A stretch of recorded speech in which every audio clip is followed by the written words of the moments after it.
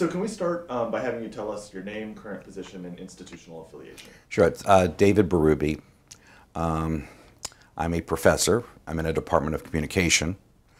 I run a program called the Public Communication of Science and Technology, and I'm at North Carolina State University in Raleigh, North Carolina. And can you talk a little bit about some of your current research related to nanotechnology? Well, I'm sort of transitioning. I do more of emerging science now than I do of nano, since I've been in nano for about 12 years now, which is a long time.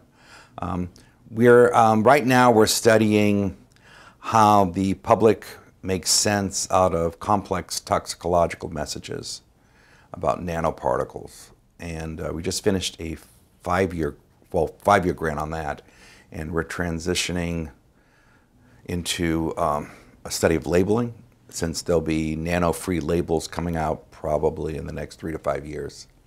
And so we're going to do some experimental designs on nano-free labels. And then I've got a team working on tornado warnings.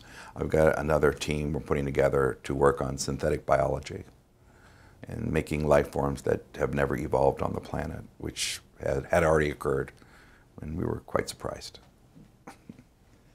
So what drew you into the field? What drew you to research rhetoric of science and technology?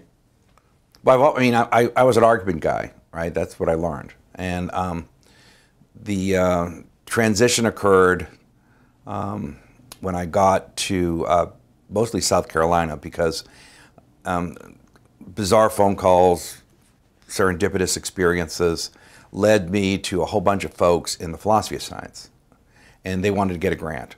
And they had never really tried to get a grant before. And then they found out that I knew the science, which they didn't know. And so initially they brought me onto the grants because they wanted me to make sure that the science on the nanoscale about which they were criticizing actually was real.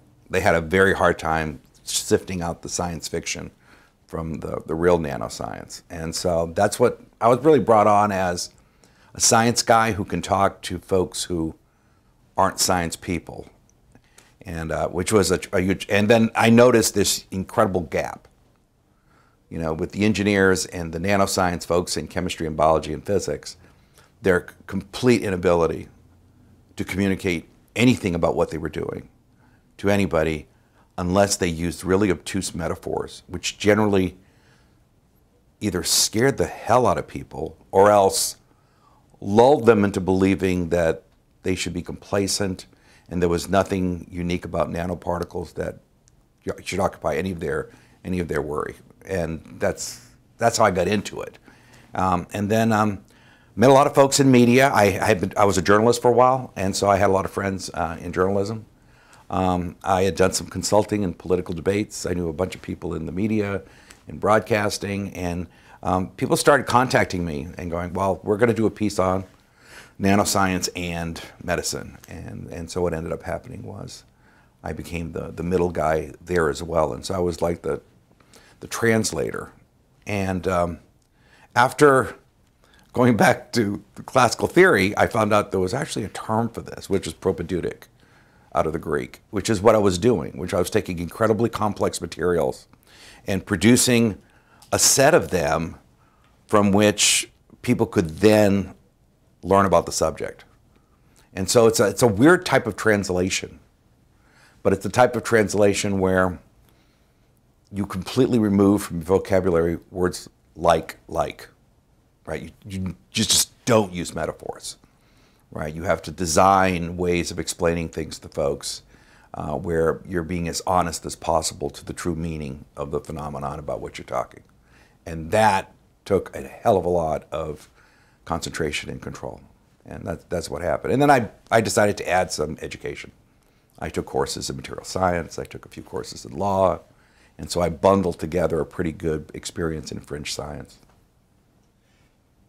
Do you have an example on the tip of your tongue about one of these obtuse metaphors that the scientists used? Oh, there's a whole, the gray goo one. Gray goo is that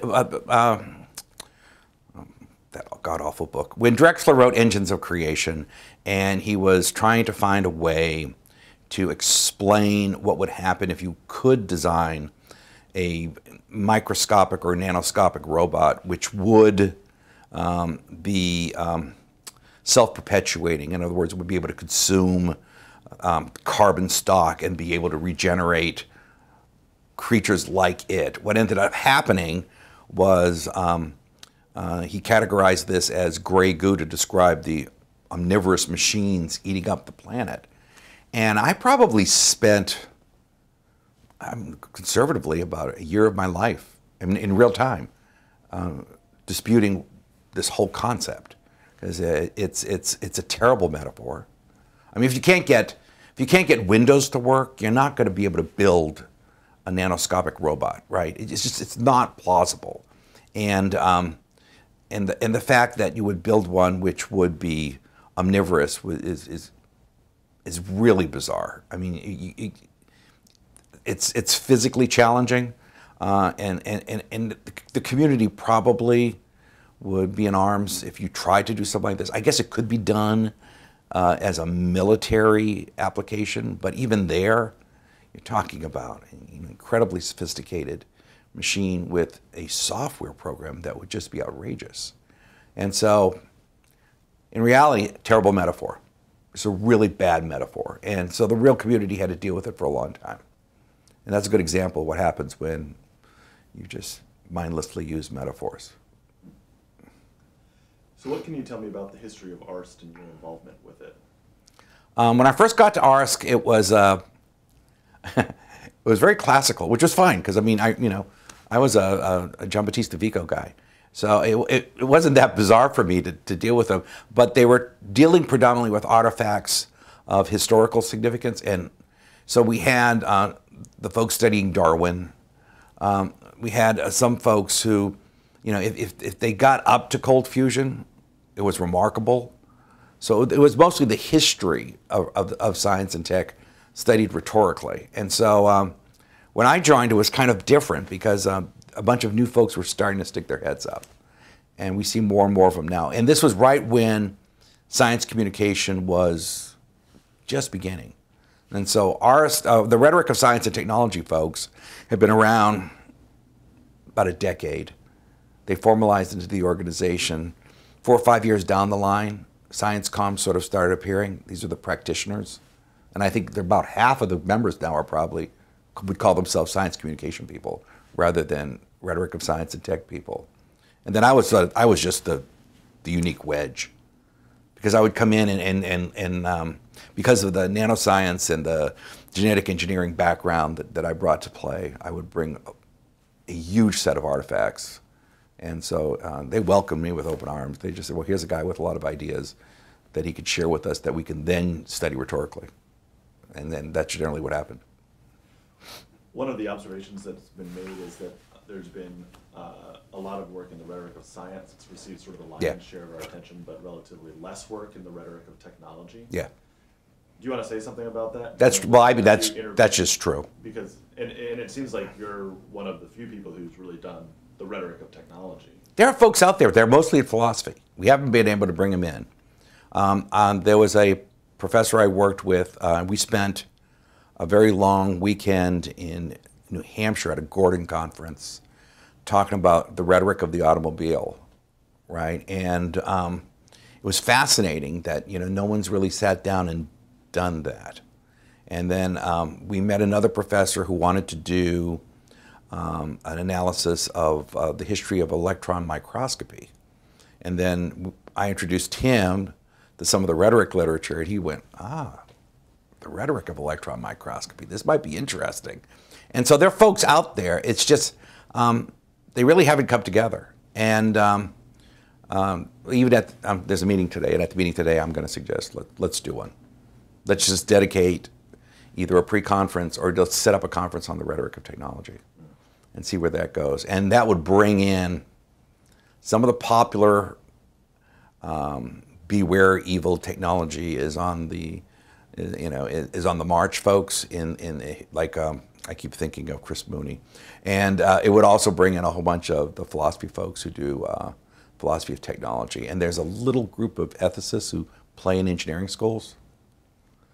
that we could tap into, and I think we could revitalize the field. I'm always up for a challenge. So, you know. Do you recall any memorable moments from past ARST meetings?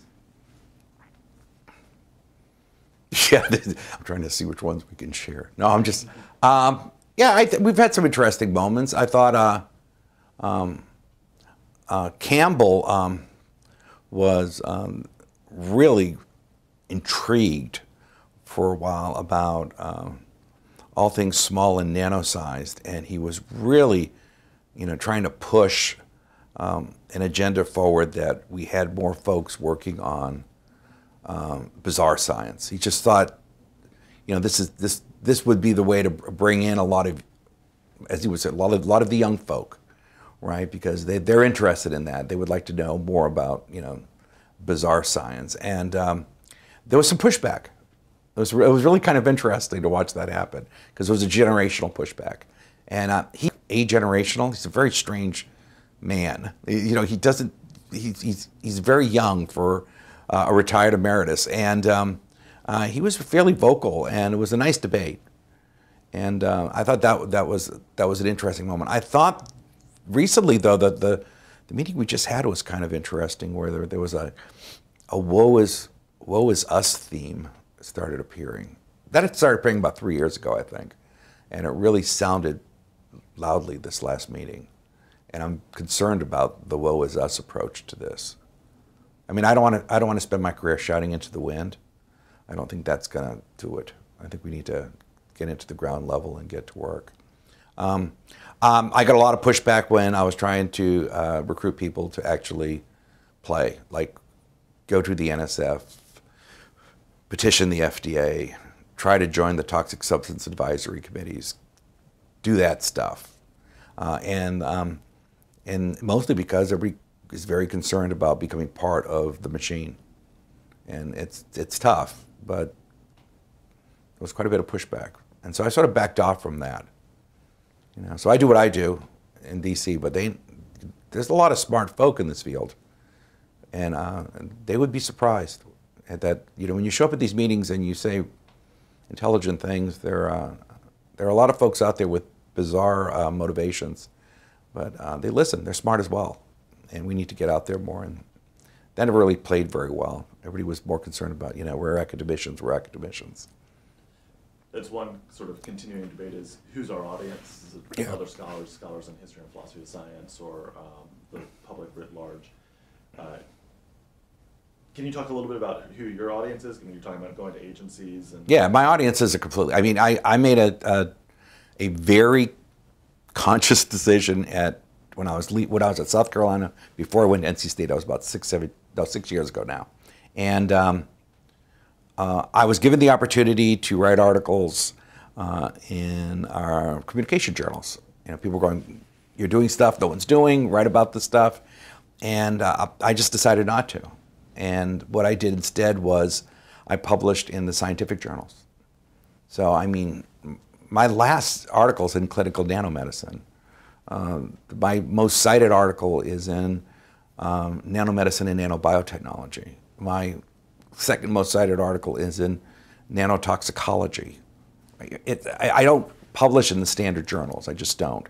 And the reason is I wanted to reach out to the scientific audience and let them know that there are folks out there who could do this stuff, who weren't PhDs in chemistry and material sciences. And so that's my first level of audiences. And the other reason is those people actually read what you write. It's really odd. Not that people don't read what we write in communication, but we don't have big impact. We just never did. Most of our articles tend to be archived, you know, and that's unfortunate. That's a whole other debate. The second audience I deal with is in government and industry. I was the communication director for the International Council on Nanotechnology. I did that for about a decade. And that allowed me to be in the planning rooms with Mitsui and Mitsubishi and Procter & Gamble and DuPont and Swiss Reinsurance and L'Oreal of Paris. And we traveled around the world and had all these little meetings, and we closed doors and we talked about early applications of nanomaterials, what the consequences might be, is this a really good idea? And out of that group, we actually did things like we generated some of the preliminary groundwork for standards in carbon nanotube regulation came out of that group. So that audience is an audience I try to spend on. Right, I've transitioned down to the food industry because I wanted to find out how food was using nanoscience, because I think that application is really problematic. And so so the industry thing, and then on the government thing, I go to too many public hearings, but that's okay. I find them very enjoyable, and I'm always invited to. When they need the social science humanist guy, it seems I'm the guy they call because they know me now. And so when the NSF is putting together a very big, like we put together $100+ million grant proposal. A request for proposals will be announced next year, and so I get to be there at the ground level, and I work with government agencies. I think next year I will be on the FDA's Risk Communication Advisory Committee. So I mean, I play that world as well, and that's my audience, you know. And I'm trying to train a generation of kids who not only know a little bit about science, but also want to go into the policy world, and so want to be a little wonkish, and hoping I can get a posse out there to continue the good work. Be nice. Because there's stuff on the horizon that's just really challenging. That's a nice segue into my next question, which is, can you talk a bit about some of the challenges, maybe earlier in the field of rhetoric of science and technology, and maybe the challenges going forward? Yeah, I think the challenge, the early challenge is really strange. The early challenges for rhetoric of science and tech were finding the relevant texts. That's always was the challenge. I mean, when we started doing this, even before the World Wide Web was around, it was really hard to get information. And then you had industry and government sources which were somewhat reluctant to actually give you access to the text you needed to really study the phenomenon about which you wanted to write. And so that was always a challenge. And then the transition with the internet was going to flatten all this, but what it did was just produce a variation of the same problem, which is that there's a flood of textual material, but a lot of the textual material out there is inaccurate, unattributed. All the material that government and industry has is becoming, I think, more secretive than ever. I mean, it's really hard to find out what industries are doing. It's almost impossible, for example, to find out which products have been marketed which have nanoparticles in them, because none of the labels talk about size, right? If you look at a deodorant, it'll say aluminum sulfate is the active ingredient. It doesn't tell you whether it's nanoized aluminum sulfate or it's micronized aluminum sulfate. And of course, nanoized aluminum sulfate will get through barriers that micronized aluminum sulfate won't. And you may have a very intense allergic reaction to a nanoized aluminum sulfate while you won't to a micronized version. And you want to add the fact that if you actually nanoize aluminum, it's an explosive, right? This is the stuff they use in jet engines, right? So that's the real challenge now. The real challenge now is to find out what's going on in the community. I was involved intimately with the nanoparticles in sunscreens issue. I had friends at L'Oreal who were actually at one point marketing products, and a lot of other companies consulted with the Australian government. Big study came out whether there were nanoparticles in sunscreens or not. Consumer Reports the Consumer Union was a member of ICON, so we worked with them when they were trying to study whether nanoparticles worked or not. And it took me almost a year and a half to write one article about a series of complaints that have been charged by an author for an NGO in Australia called Friends of the Earth Australia. They did a publication, and in the publication they were not very sophisticated in citing material. So they were citing scientific literature which were commenting on how there were substantial toxicological risks to a certain nanoparticle and then transferring that profile to the nanoparticles that were being used or were thought to be used in sunscreen. And so I got to do a rhetorical article. This was bizarre. I got to do a rhetorical analysis of something called risk profile shifting, which I said was a rhetorical event, right? And the conscious movement of one risk profile from one phenomenon to another for purposes of making an argument, highly persuasive.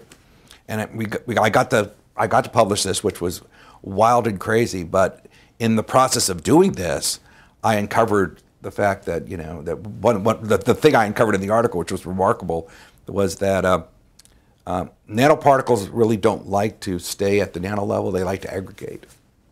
It's hard to keep things nanoized. They want to aggregate all the time. And so when Consumer Union did the study about how effective nanoparticles were, they said they weren't more effective than any of the other particles. And after doing enough investigation, figured out with some folks who generated the nanomaterials that as soon as they put them in the sunscreen, they naturally aggregated anyways.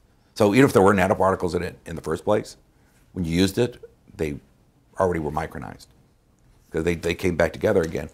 But it shows the challenges involved, and it took a heck of a long time to do this. I mean, I had to contact each of the lead researchers for each of the toxicological papers to find out, you know, how they felt about being cited in this risk profile article. And then on top of it, had to figure out the physics and chemistry of nanoized titanium dioxide and zinc oxide in solutions that were being used in sun care products. So, you know, it's a tough world. It's a real tough world. I made a comment to Greg Wilson yesterday, that I don't recommend what I do for everybody at all, because you've got to take a big wedge of your life and you've got to dedicate it to knowing the science, and that just is tiresome. And I mean, I can't remember the last time I read fiction. I just don't have time. You know, I've got piles and piles and piles of toxicological articles to read in order to stay on top of the synthetic bio just blossoming these days. And the fact that for some reason I was blessed with having taken a set of undergraduate courses in genetics by a real hot professor out of Harvard. Like, she had just graduated, right? And she was intense. And she just turned us on to the possibilities of genetic engineering way back in the 70s. And so it wasn't one of those courses that says this is genetic engineering. It was a course that said this is how it will be done, right? This is the mechanics of it, which gave me a really unique way of getting into the synthetic biology field. And so now I'm the syn bio guy. So I did from nano to syn bio. And then I've also done some work now in geoengineering, which is the solution to climate change, which involves some really weird stuff. Growing trees, which isn't so weird. Big mirrors in space, really weird, yeah. Seeding the oceans. Yeah, well, they've already done this experimentally. Yeah. So, you know, you're contributing to 3 different fields of scientific research and 3 different kind of subfields of rhetorical science and technology. What do you see as your biggest contribution to the field?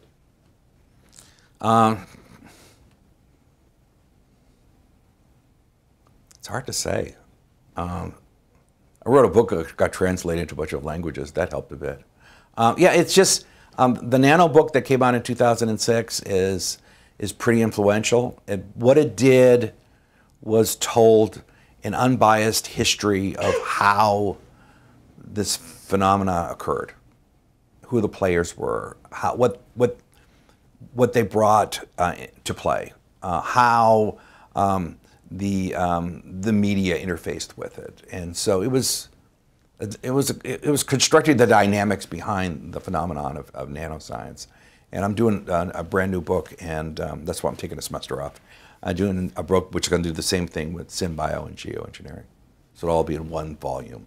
And I think that's a major contribution. I think, though, the contribution is less of a thing than as this is what he does, which no one else sort of does.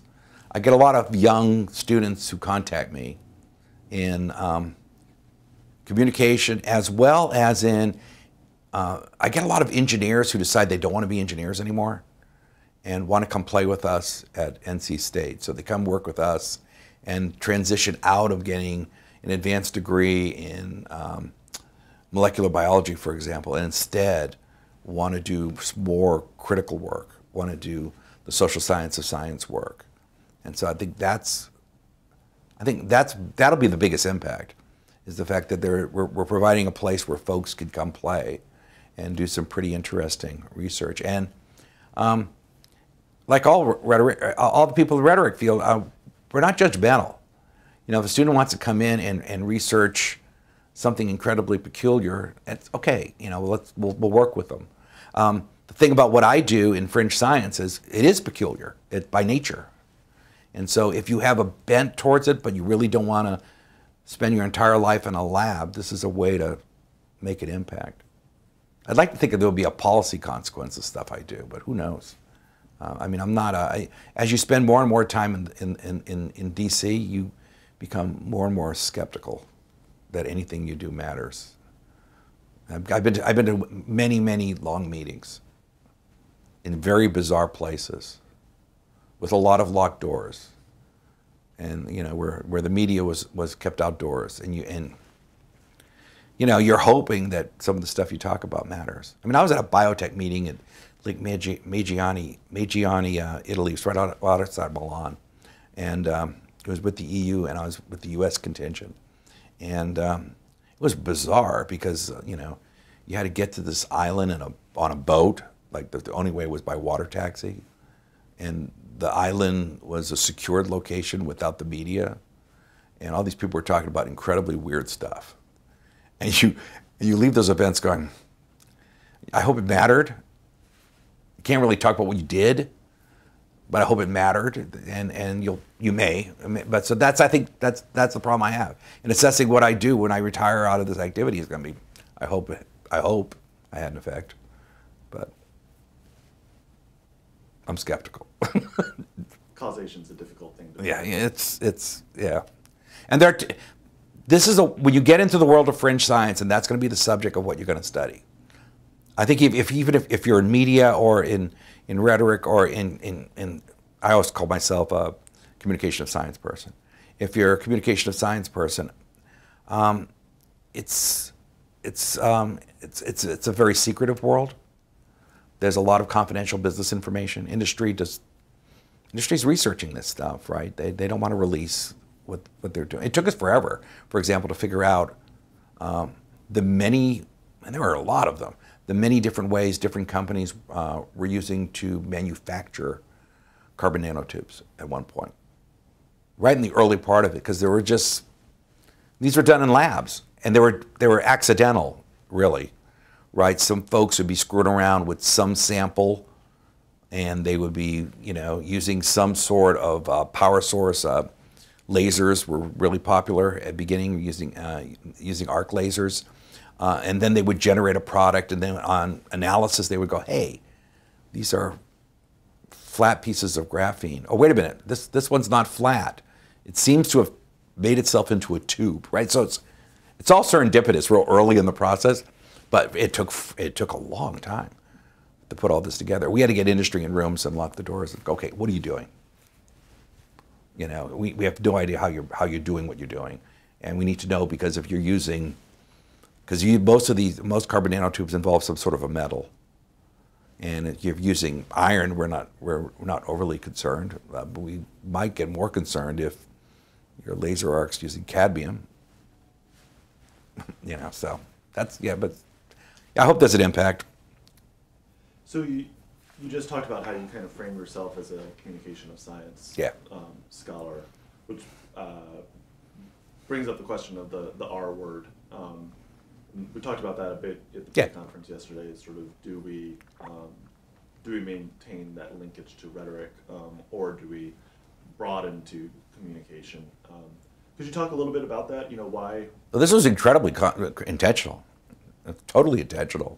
The pejorative use of rhetoric has just made the term dirty. You know, and you talk to media folks and you use the word rhetoric, and they immediately respond.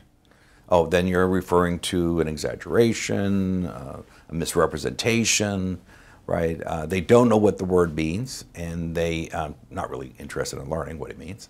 And government and industry learned what rhetoric was maybe in an undergraduate course and sort of forgot. And all the reinforcement they got was how rhetoric's used in media, which is always pejorative and negative.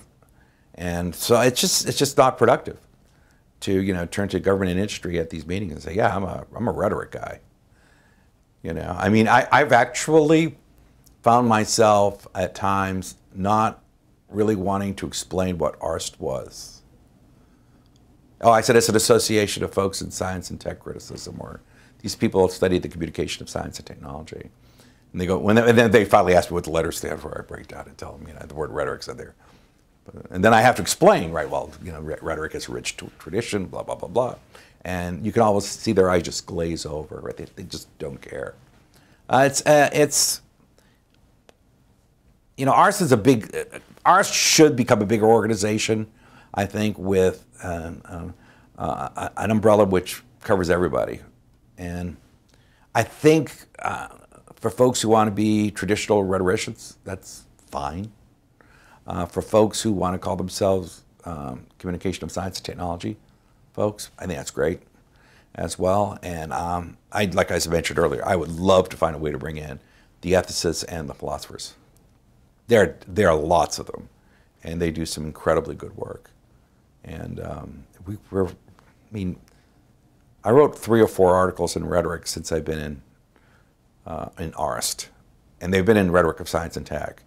And I did one on the Rhetoric of Nanotechnology. I just did one for the European Journal of Law and Society, European Journal of Law and Technology, on the ethics of nano, which was less about formal ethics than it was about rhetoric. But I sort of snuck it in. There's just a lot of opportunities to do that. Crossover is hard to do with rhetoric. It's easier to do when the word communication is used. Much easier. Can you talk about what is it distinctive that you bring from a communication perspective to studies of science and technology? Well, what I brought to it all was I actually understand the science, which I guess helps a bit. What I bring to the meetings I go to, whether it's with industry or government predominantly, is I bring a sensibility where I can tap into the. I just wrote an article for. This is hysterical. There's a book coming out on life cycle analysis, which is a very technical book by the Environmental Protection Agency, and I've actually wrote a chapter where the first 2 words of the chapter, I think it's called Socialis Communis or Commodus, which is a term right out of Vico, right? So I mean, I bring moments where, all right, someone in the past has decided that there's a critical way to look at this stuff, right? So this is the organization, and I use rhetoric as organizational tools when I write the stuff I need to write.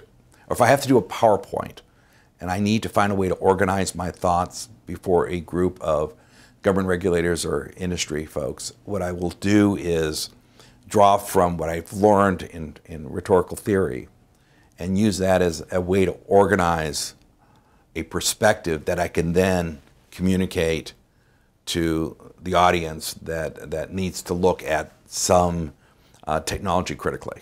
And I think that's what I try to do, and I find that really comfortable. I mean, I have a lot of colleagues in rhetoric at NC State, and it's not really hard to sit down and chat with a bunch of folks about Cicero, and so and I've been studying hyperbole critically, which is really interesting. It's a bizarre trope, it really is, and it's not exaggeration. It's a little bit like it. It's really not metaphor. It's just a little bit like it. And when I wrote the first Nano book, it was called Nano Hype, right? Because I figured this was the organizing principle behind it. And I know hyperbole is going to ring prominently in this new book on fringe science. All I know is those 2 words are in it because it's been negotiated through an agent. So it's it's a commercial book. And but that's that's what I use rhetoric for. I use rhetoric as a way to organize my thoughts for audiences. And I think it brings a nice flavor to the presentations. Because usually I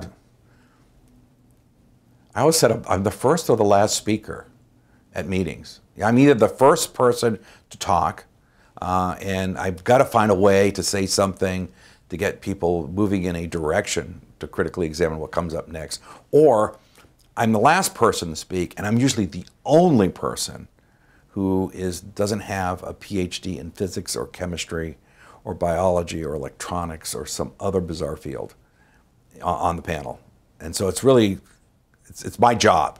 My job's to find a way to make sense out of this stuff, and that's what the rhetorical training does.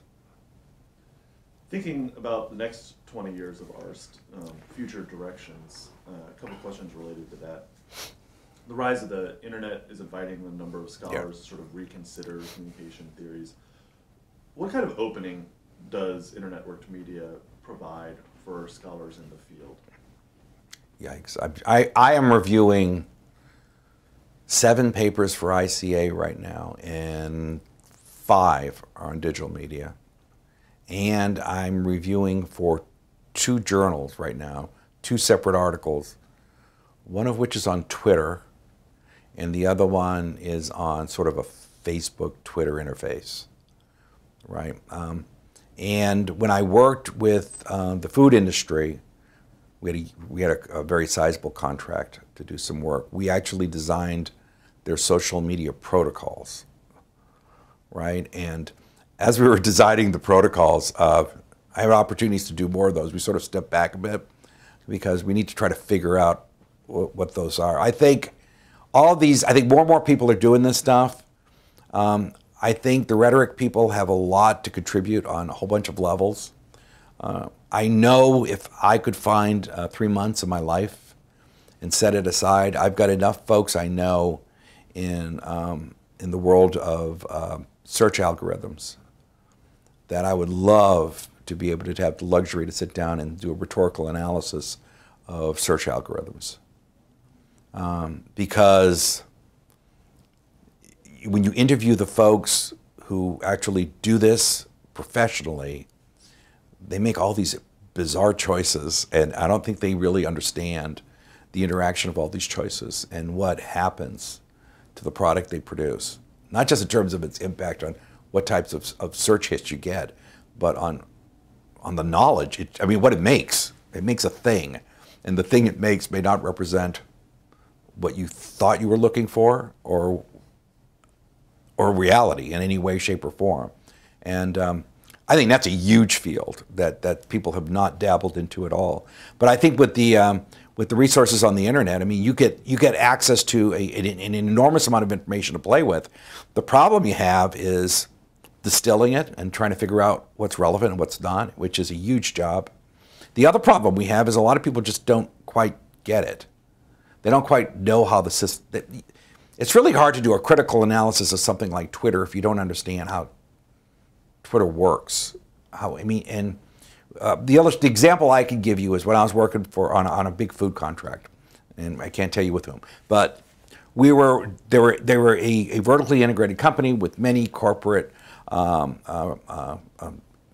projects in a multitude of nations, and they had hired this little company from the West Coast to do some social media work for them, and the company did a really good job on generally talking about this is what Facebook is, this is how you can use it, this is how, if it has any value, this is its return on investment, all that stuff was done pretty well. But, when we sat down with them and said, if you don't really understand that, the Brazilian market uses a whole different social media tool. China really doesn't have Facebook, they sort of have microblogging, right? And when we started looking at this international phenomenon, it became pretty clear that these companies out there really are just producing Western versions of how these step back. The people who are doing the social media consulting are generating ways of using social media that are incredibly Western in a globalized world, which is using the media digital media for a whole series of other purposes. I mean, the reason Arab Spring happened where it happened was because the timing and the context was perfect for it to happen there. You can't just transplant that to Malaysia, right? There's a whole other set of phenomena there. And so I think that's a huge area of research, just not taking place whatsoever. But for a lot of folks, it's hard. I mean, I don't know if you ever tried to, if you try to research, we did some Twitter research. We studied tweets in lung cancer, and we studied tweets in nano over the last 2 years. And, you know, sampling this is incredibly difficult to do. You know, what the hell's a sample? Is incredibly difficult to do. And then when you get to, you know, are these old methods we've used in the past the right way to play with this stuff? I mean, can you really just run this stuff through with a sophisticated content analysis and expect to get anything reliable? I mean, I've been working with folks trying to do algorithms for sentiment analysis, which, you know, I mean, we've had whiteboards that have been just clogged with brackets, trying to figure out how the hell to do a serious sentiment analysis on tweets. You know, because you can count all the words you want, but if it says Bush sucks, Bush awesome, you've got 2 Bush hits. You know, if the word suck is within 3 words of the word Bush, maybe it has a different implication. So I mean, we haven't got the tools to do it yet, which is really unfortunate. We don't have the students who know enough about it. They can do it, they can tweet, but they don't understand how their tweets interface with all of the other objects that are out there in the digital media world. I don't know what else to call these things because they keep changing every week. They don't get the algorithms at all. And they don't understand that this is an algorithmic, I mean, when the internet was created, the big challenge of creating the internet wasn't actually putting stuff up. It was ferreting through all the stuff to find the stuff once it's up. And so this is completely driven by algorithms. And algorithms tend to be the world of computer and math. And in rhetoric, we tend not to have a lot of kids who are pretty excited about spending their life understanding math. And so it's hugely challenging. But I mean, I've been doing a project on the digital amplification of risk, and it's interesting. You know, I'll probably have it on. That'll probably actually go to a comm journal. But yeah, this is the digital world amplifying risk differently than the mass media world did. Kasperson's talked about this way back when. You know, media does a great job. They have amplification stations and their little SARF thing, a framework model. We were very cute. It worked really well. And then the digital world appeared. It was like, well, wait a minute. Is this the same? You know, and then you find out that, you know, the digital world's not the same at all. I mean, the digital world's fascinating. I mean, it's like, I mean, I've been studying Chinese anti-blogging with some buddies of mine. It's fascinating that, you know, there's active attenuation taking place. You know, usually the media doesn't attenuate very well. They just wait till you forget it. You know, they amplify something and then sort of just peters out and disappears. It doesn't in digital media. It doesn't go away. It's always there. Easily amplified, but easily attenuated, because the government can serve as agents of attenuation while the media serves as agents of amplification. So there's some weird stuff going on that's worth study. It's just, you know, you can't do it all. If you want to sleep. Right. You know, that whole answer was a really rich sort of future direction in terms of the internet. You mentioned synthetic biology and geoengineering, toxicology, where you're going. Briefly, are there any other directions that you foresee for the field, or that you would recommend that the field go in? No, I want new people in the field. I want the ethicists and philosophers to join us. I think we really need that. I think that would be a really good idea.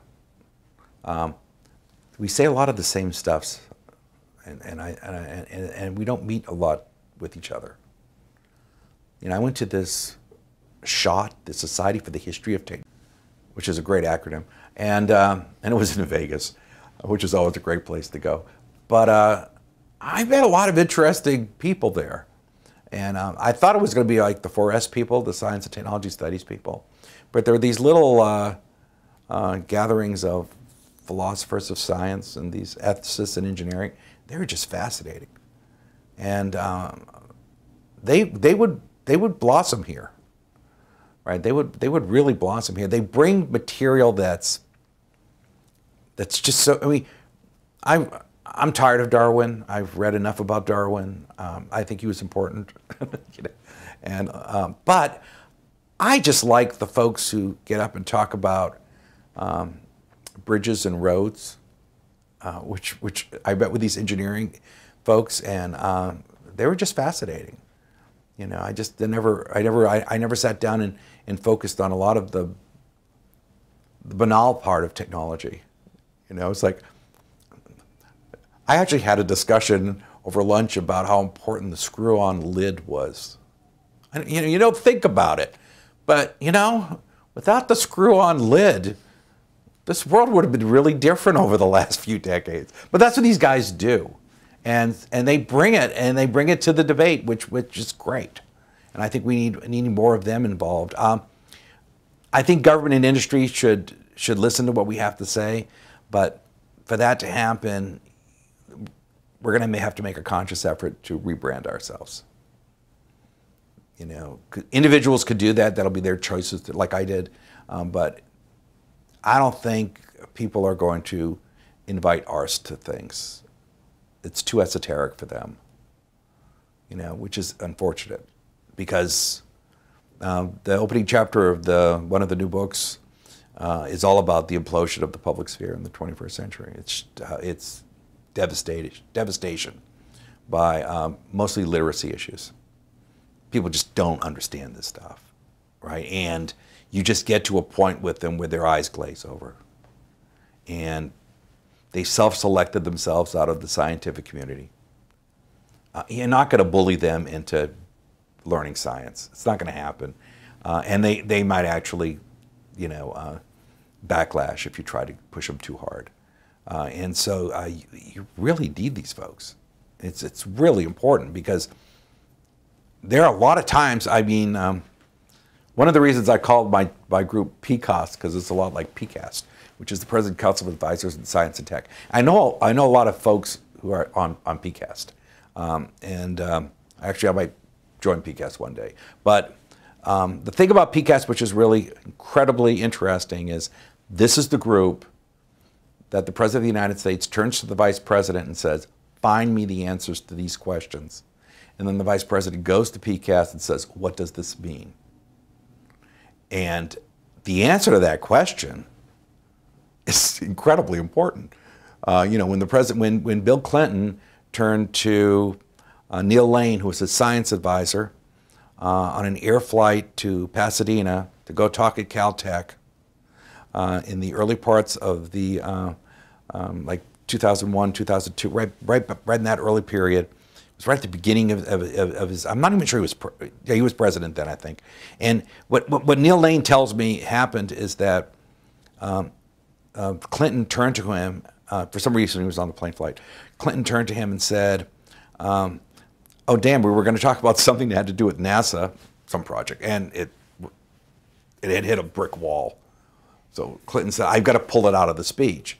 Give me something." And Neil Lane reached into his pocket, pulled out a piece of paper he'd been working on that said the National Nanotechnology Initiative, and gave it to Clinton. And Clinton loved the speech because it made him sound like a science wonk, right? And that's how that was created, right?